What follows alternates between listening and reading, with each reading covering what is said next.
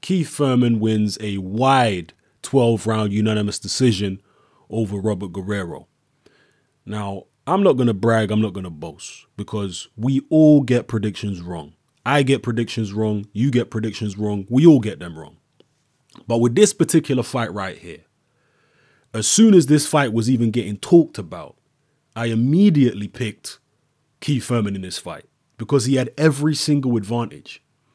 And I have literally no idea why so many people were either picking Guerrero to win or expecting Guerrero to make this fight close in any way.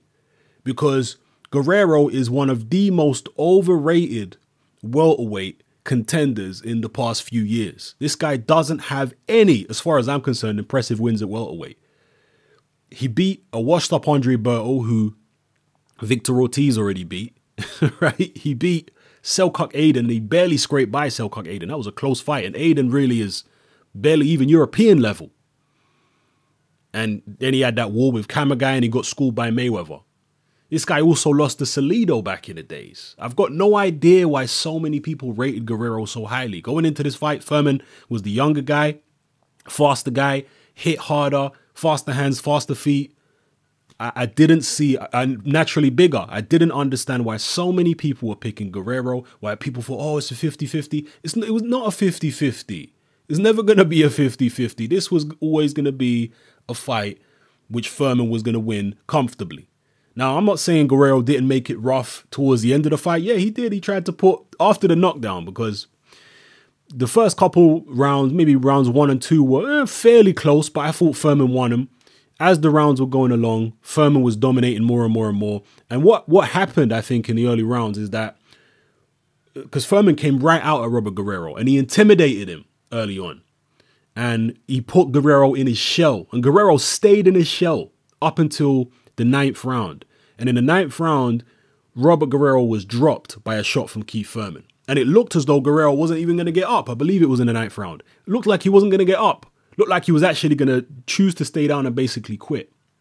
But right there at that moment, Guerrero made a decision in his head. And he was like, you know what? Fuck it. If I get knocked out, I get knocked out. I'm just going to have to go for this because I'm not going to outbox this guy. And he got up.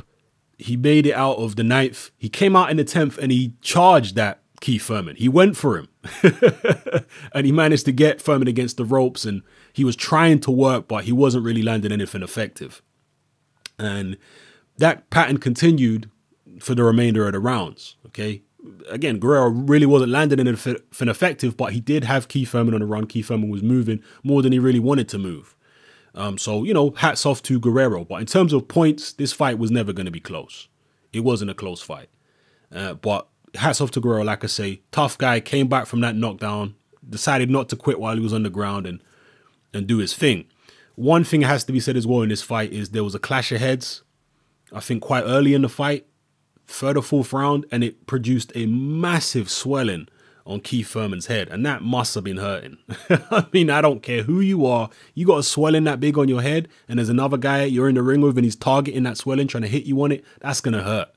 So I don't know how much that affected Keith Thurman's performance, but it really doesn't matter because he won the fight very comfortably anyway. The judges all had it like 118, 107, 119, or it was very wide scores, and rightly so, because it wasn't a close fight in any way, shape, form, or fashion.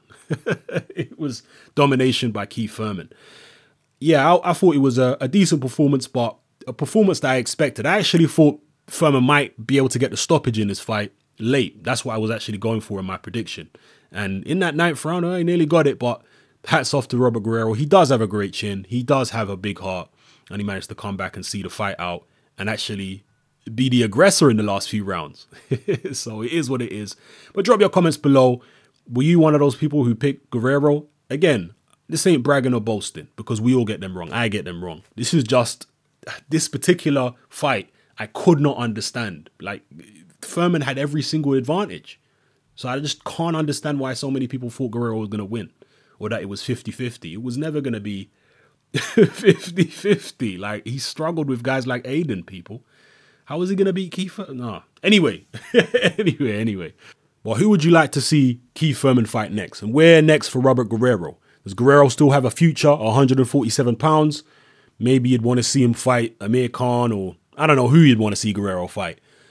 Keith Thurman, he's got a great future ahead of him. You got fights there with possibly the winner of Mayweather-Pacquiao for their swan song. Maybe the loser of Mayweather-Pacquiao, depending on who it is. Maybe he'll get a fight with Amir Khan, Kell Brook. Definitely a bright future for Keith one-time Thurman. And please, people need to stop acting as though Keith Thurman's never fought anyone. Keith Thurman knocked out Diego Chavez, who just had a draw with Tim Bradley. Okay, controversial draw, but nonetheless, he went the distance with Bradley and it was competitive. Thurman knocked him out. People give him all this hassle for the Bundu fight. I mean, Bundu was undefeated, never been down. Thurman dropped him for the first time ever and won every round. This is an undefeated fighter. People say, oh, he's 40 years old. Well, Mike Tyson went the distance with James Tillis and Mitch Green before he won the title. And they were both journeymen. They weren't undefeated. Mitch Green was a crackhead. James Tillis was a career journeyman who'd been knocked out before, and Tyson went the distance with him. But yet, people still see Tyson as this, monster, a tremendous puncher. They don't hold the fact that he went the distance with a couple journeymen before he won the title against him. So I don't know. I don't get people's obsession with this Bundu fight. I don't understand it. Drop your comments